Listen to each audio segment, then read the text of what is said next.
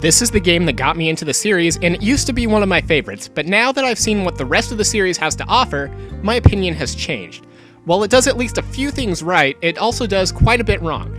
Before I begin, this review contains spoilers for the main series of Ace Attorney.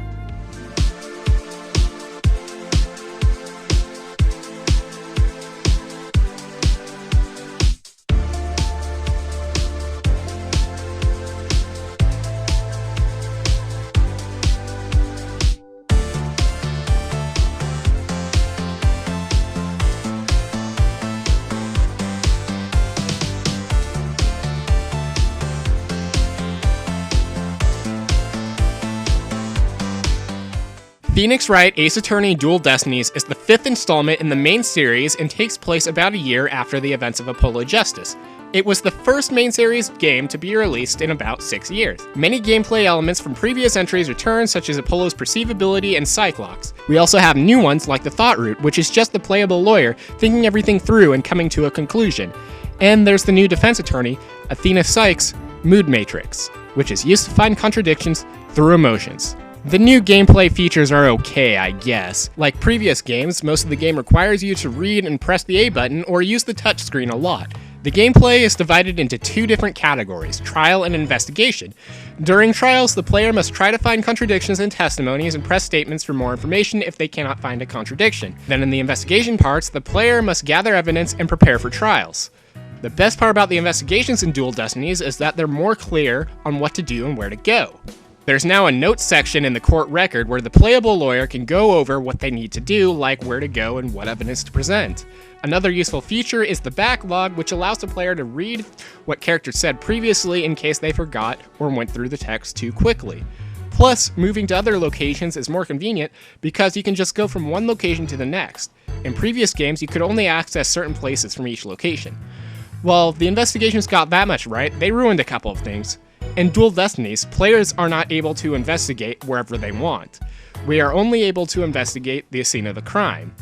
Then, there's Cyclops. This time, there is no penalty for any mistakes made, which is quite disappointing. Another thing that's new to investigations is Apollo being able to use his perceivability outside of court. However, the worst part of that is he is no longer able to use it in court, except just once in the final case. And even then, it's disappointing because it worked so much better in Apollo Justice. In Apollo Justice, when Apollo got to a suspicious testimony that his bracelet, the thing that allows him to use his ability, reacted to, the player would have to look through the testimony and find the most suspicious statement. Then, they'd look for the nervous habit. The best part of this was it brought challenge, as the player would have to think about which statement to use the bracelet on. In Dual Destinies, the game tells you to use Apollo's ability, and you use it. If you screw up too many times in court, you can use the game's consult feature, where someone in the courtroom will give you a hint, which, I should add, is a pretty useless feature given how easy the game is. Anyways, the game continues where Apollo Justice left off. Sort of. It's got that dark theme from his game carried over, where the legal system was much worse than it used to be. Arguably, one could say that the legal system was already that way. Over time, you can see the courtroom get more corrupted, with an imposter wearing a fake badge in Trials and Tribulations, and actually getting an entire courtroom to believe that he was Phoenix. Then Phoenix loses his badge when he unknowingly presents forged evidence, but in Dual Destinies he gets his badge back. As exciting as that sounds, it's really only exciting in the game's cutscenes, because those cutscenes make Phoenix look so badass. Even the first one, where all he does is put on his suit after a conversation on the phone with somebody. In court, however, Phoenix isn't really that cool anymore and acts like a child in the courtroom. Anyways, the first case involves the bombing of a courtroom, and Phoenix is the playable attorney. In that case, we're introduced to characters such as Athena Sykes, a young new lawyer who specializes in analytical psychology, for better or worse. And then there's her childhood friend Juniper Woods, who's been accused of murder. She coughs a lot, and she has a crush on Apollo or something. And Phoenix will be going up against Winston Payne's brother, Gaspin Payne. Just how much pain does Ace Attorney even need? The second case takes place before the first one and is when the Wright Anything Agency first met Athena. This would be Apollo's first case with her, and also the first one against the new prosecutor Simon Blackwell, who happens to be a convicted felon, which was quite an interesting idea. And in this case, it's suggested that Athena and Blackwell already know each other. We later find out in the game how. Unfortunately, Dual Destinies did not return Emma Skye. Instead, we got a new detective named Fulbright, who's definitely a likable character in my opinion. But there's just one problem with him, which I'll get into later.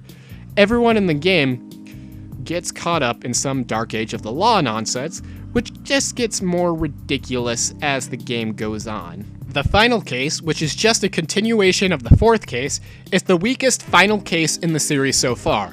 Not only is it pretty short, but it was executed poorly. Especially the final culprit being Fulbright and all that crap about emotions and trust.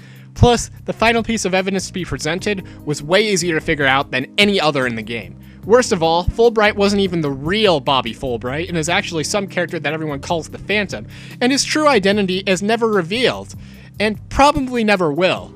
His breakdown is ridiculous, and I mean extremely ridiculous. Hell, it was even that way before his breakdown. Him having the ability to change from one mask to another without anyone seeing his true face is too ridiculous, even for Ace Attorney. What's also ridiculous is how Phoenix Wright and Miles Edgeworth seem to have aged backwards in maturity and think that solving just one case will just end this Dark Age of the Law. Anyways, during that trial, it's proven that Blackwell was sentenced under a false charge and is set free just one day before his execution date. Him being under this false charge was the reason that Athena became a lawyer. The last two cases greatly affect Athena, Blackwell, and Apollo. The victim in the fourth case is Apollo's best friend, Clay Curran. He even ends up leaving the Wright Anything agency and investigates the murder on his own. He even ends up being against Athena for a little bit. In the end, everything's fine and everyone's friends again, or something stupid like that. If you ask me, it needs more death and violence. So, while not the greatest, Dual Destinies did have interesting cases, a bombing, a monster, and space. However, the best case in the game is the DLC case, Turnabout Reclaimed. It's the first case Phoenix takes after getting his badge back. Not only is it the most interesting, but it's the closest the game has to being well written. To play this case though, you have to beat case 1, and it costs money too. You can even get a reward for beating the case, but you have to buy the costume pack DLC to get it. The costumes are Phoenix's original suit, Apollo in street clothes, and Athena in a school uniform. What's unlocked when you beat the DLC case is Phoenix's sweater from Trials and Tribulations. The remaining unlockable features are unlocked when you beat the game, an art gallery and the game's cutscenes. But you have to beat the DLC case to add its art and cutscenes to the galleries. In the end, how is Dual Destinies? Well, most of the game is pretty disappointing. Not only do we have ruined gameplay features, poorly written characters, and poorly executed scenes, but it ruins a lot of games that the previous game established. Dual Destinies ruined Apollo Justice Ace Attorney. For example, the Juris system that was introduced in that game is never mentioned again. There were lots of plot threads that related to Apollo's family and his young life that were never cleared up, and none of it was even mentioned in Dual Destinies. The story is one of the weakest, even if it at least makes a small amount of sense. The way the characters reacted to the Dark Age of the Law was just ridiculous. However, there were some things I liked, such as Apollo's character development. I didn't like the introduction of Athena, though. While I like her as a character, her addition to Dual Destinies was just unnecessary. There was barely enough room on the defense team for just Phoenix and Apollo, yet Capcom decided to shove another playable defense attorney in. Worst of all, she gets more character development than Apollo got of his own in 2 games.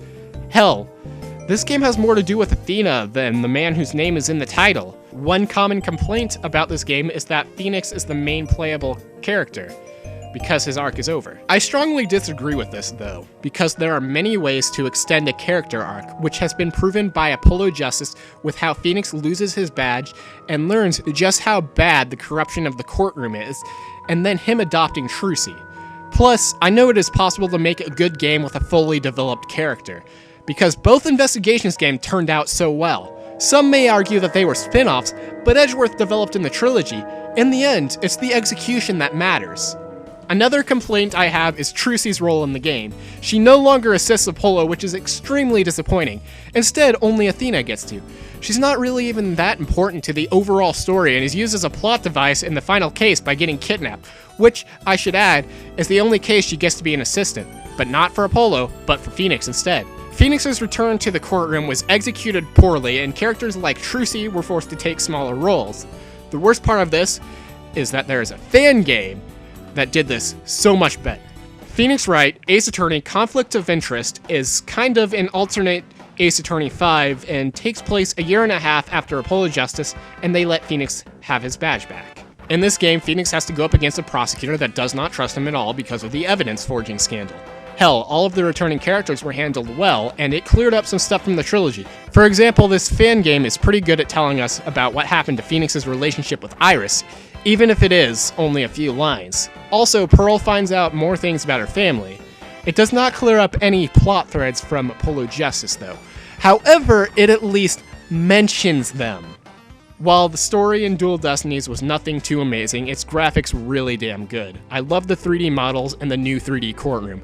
Plus, being able to investigate crime scenes from multiple angles was nice. Then there's the music.